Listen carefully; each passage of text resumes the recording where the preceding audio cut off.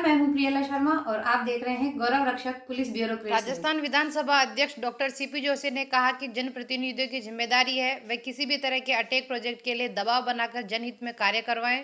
Doctor Joshi ने इस वक्तव्य को आगे बढ़ाते हुए कहा कि राजस्थान में रेलवे के अटैक हुए ऐसे प्रोजेक्ट जो कि पूर्ववर्ती सरकार के थे उनको मूर्त रूप देने के लिए भाजपा सांसदों को दबाव बनाना चाहिए, क्योंकि ये प्रोजेक्ट ऐसे ही धरातल पर नहीं उतरे होंगे। पूरे प्रोजेक्ट की रिपोर्ट सब जांच परख कर ही उस समय के मंत्रियों और सरकार ने धरातल पर उतारे होंगे।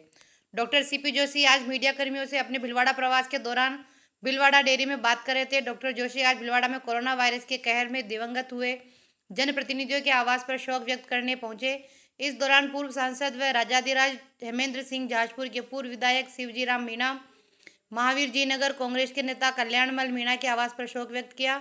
कोरोना में जान गंवाने वाले डेयरी के 5 जनों के परिजनों को आर्थिक सहायता भी दी।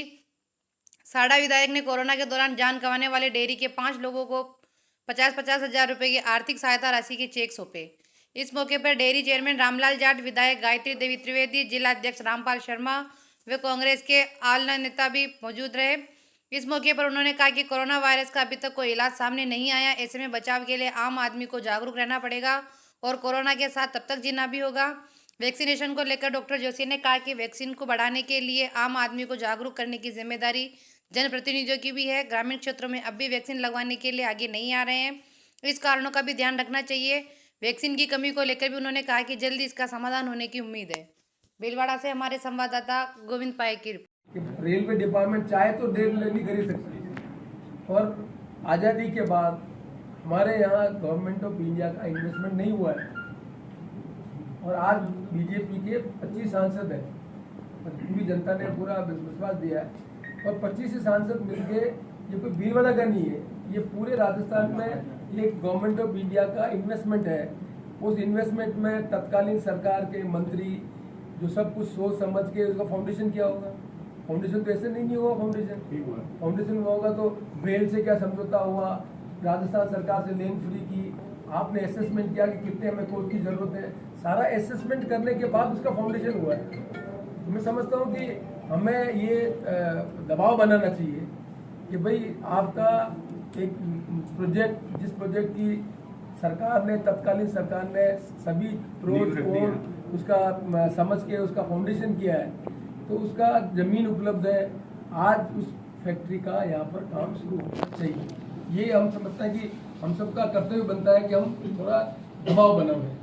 हमारा प्रोडक्शन था, हमने ये समझा कि हमने फर्स्ट महामारी में कंट्रोल कर लिया, तो जितनी वैक्सीन हमारे यहाँ प्रोड्यूस हो रही थी उस वैक्सीन को हमारी फॉरेन डिप्लोमेसी के कारण हमने बहुत बाहर से देशों में दे दिया। हमने एंटिसिपेट नहीं किया था कि सेकेंड लेयर आएगी, तो जो वैक्सीन का प्रोडक्शन अवेलेबल था, जिन देशों ने उन कंपनियों से एडवांस पैसा दे दिया उनकी बुकिंग हो गई।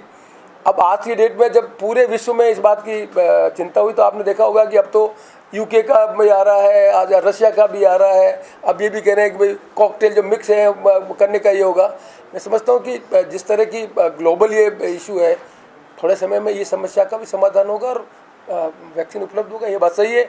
आज राजस्थान की जितनी कैपेसिटी है, उतनी कैपेसिटी की जितनी हमें आवश्यकता है उतना डिस्ट्रीब्यूशन हमें नहीं मिल पा रहा है। यदि इतना जल्दी मिल जाता तो शायद हम बहुत जल्दी अपने वैक्सीनेशन को कंप्लीट कर लेते हैं। लेकिन कोई चीज़ें हम एंटिसिपेट कर सकते हैं और एंटिसिपेशन की तैयारी कर सकते हैं।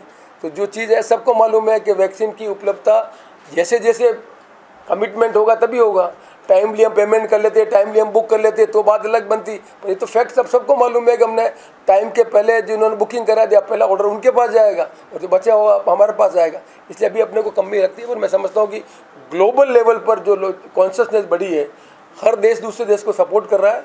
इसलिए जिन जिन देश में वैक्सीन उपलब्ध है वो हमारे यहाँ भेज रहे हैं, तो मैं समझता हूँ कि इस समस्या का समाधान भी होगा। रूढ़ी और संस्कार हैं, वो लोग वैक्सीन के संबंध में आगे नहीं आ रहे हैं और ये भी समझने की आवश्यकता है कि इसके पीछे भी कारण क्या है। मोटे तौर पर अभी गांव का आदमी जो मेडिकल फैसिलिटीज उपलब्ध हुई आज़ादी के बाद, वो RMPS, LMPS जो डिजास्टर की सेवा कर रहे थे, वो लोग मेडिकल सुविधा दे रहे थे। उनमें ये अप्रीहेंशन है कि वहाँ पर इंजेक्शन लगने के कारण लोगों की मौत होगी अर्ली स्टेज पर आज़ादी के बाद। तो उनके मन में ये भय है कि हम इंजेक्शन लगाएंगे तो हमारी डेथ हो जाएगी। वो कहते हैं हमें टेबलेट दो, टेबलेट लेने में कोई मना नहीं कर रहा है, अभी वो इंजेक्शन के बारे में उनका अप्रीहेंशन है। तो बड़े पैमाने पर राजस्थान के मुख्यमंत्री जी ने डायलॉग किया, धर्मगुरु से डायलॉग किया, जनप्रतिनिधि डायलॉग किया, पॉलिटिकल पार्टी के लोगों से डायलॉग किया और अब एक वातावरण बनाने की कोशिश की है कि ये भ्रम दूर हो। और हमने देखा है कि जो पढ़ा लिखा तबका है इन समाज के लोगों का, वो आगे आ रहा है और वो रोल मॉडल बन के वैक्सीनेशन को आगे बढ़ाने का काम कर रहा है। तो मैं समझता हूँ कि जैसे जैसे ये जागरूकता आएगी और जैसे जैसे वैज्ञानिक कह रहे हैं कि 70% यदि हम वैक्सीन करा लेते हैं फर्स्ट डोज भी, वैसे हर्ड इम्यूनिटी हो जाएगी और हम बड़े पैमाने पर इस बीमारी का मुकाबला कर पाएंगे। इसलिए प्रिवेंटिव चीज़ ही, चाहे वैक्सीन लगवाओ लोगों को जागरूक करके, चाहे मास्क लगवाओ, चाहे आप हाथ साफ करने के बाद करो, ये चीज़ें ज़्यादा आवश्यक है जो आने वाले समय में इस महामारी का मुकाबला कर पाएगी। जब तक इसका सॉल्यूशन नहीं निकलेगा तब तक हम सबको इस बीमारी के साथ रहना, ये सोचकर हमें लोगों को जागरूक करने की जरूरत है।